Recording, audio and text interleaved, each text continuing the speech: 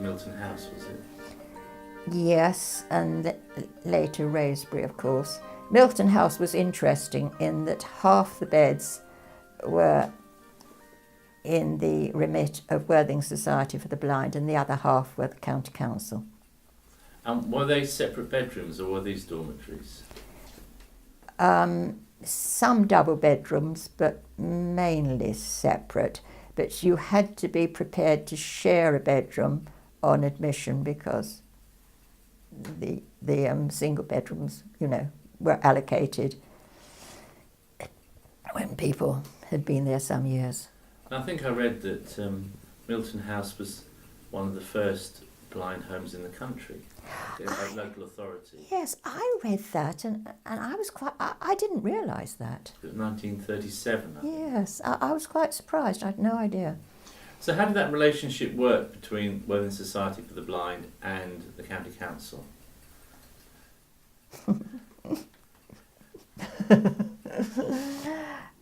It was interesting. Now, Worthing Society, do you remember, what's his name? Can't remember. He was on the committee. He used to say Worthing Society put the icing on the cake. In other words, they provided the little extras. They didn't interfere really with the social work of it. And we had social clubs and handicraft classes.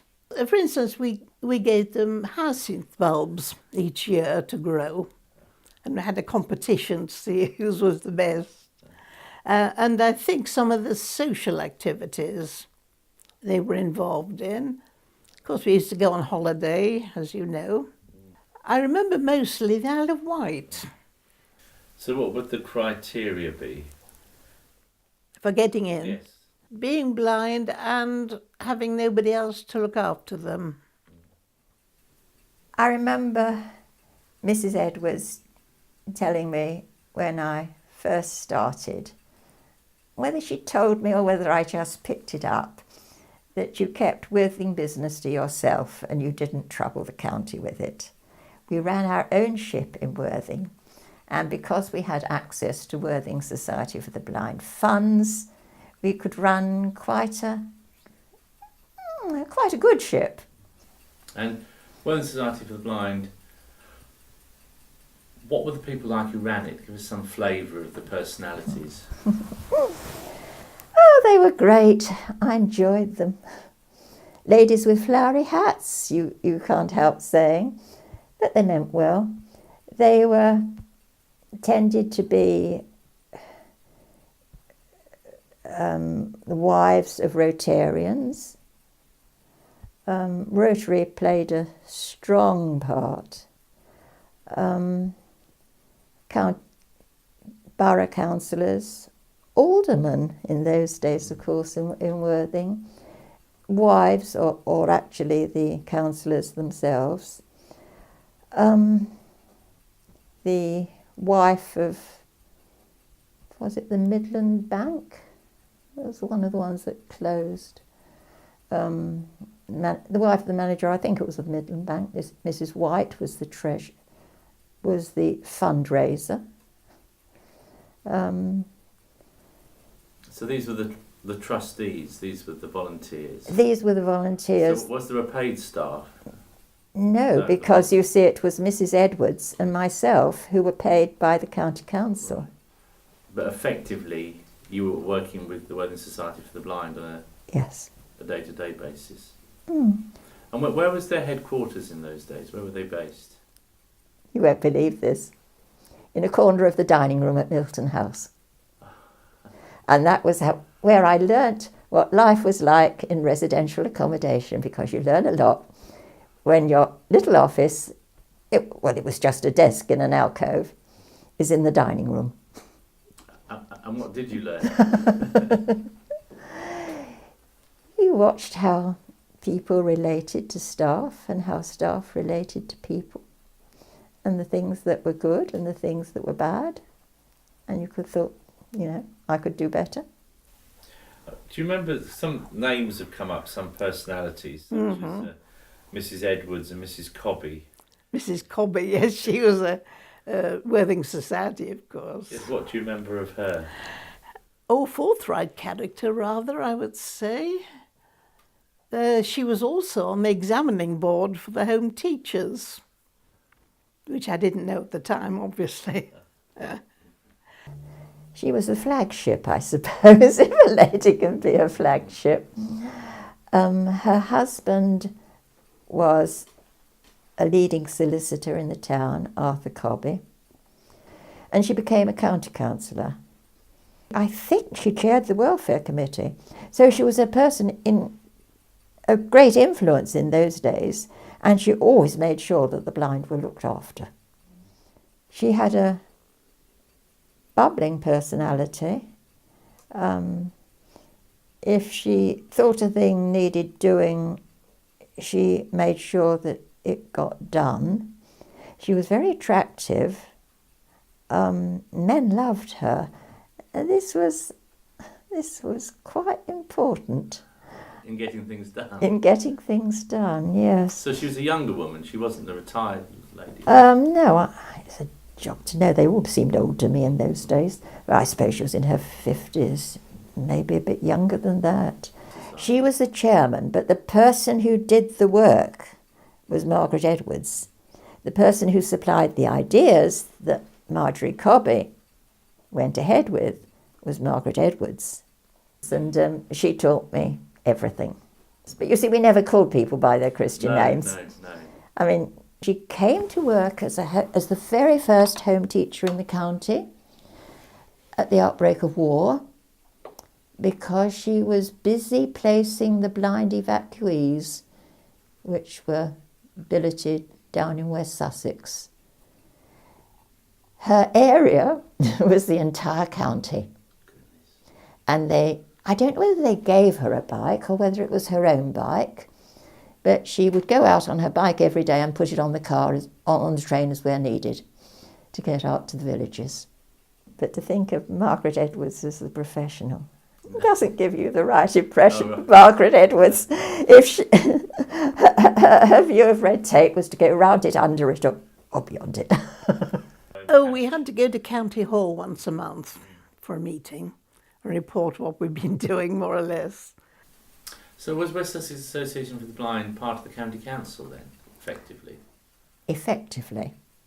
In fact, you'd have to be very clever to be able to disentangle them, because the clerks in the health department originally, and then in the welfare department when things changed, were the kind of, what do you call it, case officers for West Sussex Association for the Blind.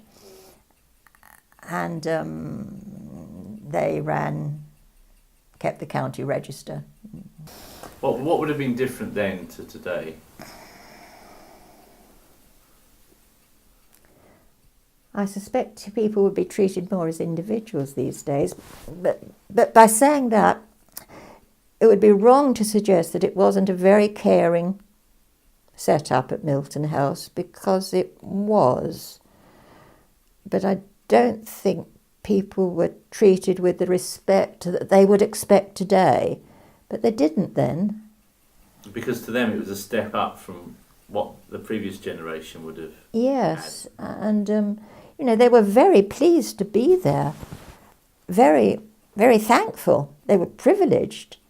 I mean, the food was good, and that Maudie, she was a super cook. I can still taste her boiled beef and carrots. I mean, that was, again, typical, when there was something nice on the menu, they'd say, "Come on, Miss Rose, come and have dinner." And so I would nip into the staff and have dinner with them and say, "Well, can I pay?" And they'd, "Oh, it's not worth the paperwork." But, I mean, we ate what the residents ate, and it was good. And the Blind Association, Worthing Society for the Blind, provided the social programmes so that there was a social or a handicraft class that Mrs. Edwards or I ran every single Thursday. And what was the age range of the people in the home? Bit younger than they are nowadays. Some who were what we would say institutionalised, probably come from residential school into some kind of residential accommodation, never lived independently. There was always a little group like that. Others whose sight had failed in middle age, and not the huge, overwhelming proportion of 80, 90-year-olds who were very, very frail. People just didn't live that long back People then, didn't, did they? no, they didn't. Visitors to Milton House brought people living there a bunch of grapes as if they were somehow ill. Do you think there was that attitude still then that because they were blind they were somehow They needed to be poorly? looked. They Yeah. needed to be looked after, Mm. and they were objects of great kindliness. Mm. So patronising, really, albeit in the best intentions. We would call it patronising. I'm not sure whether the residents would have called it patronising. Yes, some would, because, yes, you always had some who were termed bolshy. Some would, and some would have resented it. But by and large, people liked the way the bread was buttered, I suppose. And when did attitudes change towards those types of homes for blind people then? Well, it was pre-Community Care Act anyway, but of course Community Care really gave it a huge bolster, where, I mean, the principle became where if an outside body could provide the services, then the local authority had to kind of transfer the services. And, I mean, all our homes. I notice now, if you look at the list of care homes in West Sussex, quite a few of them are the old homes that I remember that we opened to replace the workhouses. Were both Mrs. Edwards and Mrs. Cobby there all the time that you were there? Mm. So when you left, they were still there? No, because Margaret Edwards died. Oh. And I just stepped in for those years between 1961 to 1964, by which time I'd had 15 years or so in blind welfare, and I wanted to kind of spread my wings a bit, and I switched to working with disabled people for the county. That last social I went to before I got married, the room was absolutely packed with people, and I can remember all the men singing "Get Her to the Church on Time." And where was that? That was in the blind home. In Milton House? Yes. Oh. And at my wedding, they came, some of them, and then afterwards, my poor husband had to go down with my bouquet and kiss all the old ladies.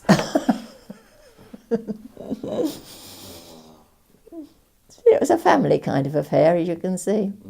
Mm.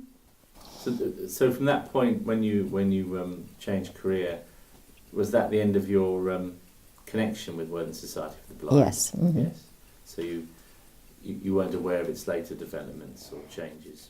Only slightly, in that, let me see, you see, when I got married, we moved to Haywards Heath, which was East Sussex. I was looking for a job, that's right, and the only vacancies were in home teaching in East Sussex. And so I worked for East Sussex Association for the Blind, which was, God grief, go back to Victoria, she would have found me quite at home. So what was the difference then? Well, I suppose it was more like when I first started in Worthing, you know. It hadn't changed in East Sussex. It's all this clay and the Wealdon clay things. This side of the county, things don't change too quickly. Never did. But More basic facilities? I don't think there weren't any. There weren't any. There was one blind home in Lewis, I remember, the Mabel Lister home. But I was terribly frustrated because we'd had what I thought was jolly good service in Worthing and lots going on. So I was pretty frustrated, and which was when I got involved with the BBC, and I started working as a freelance for them.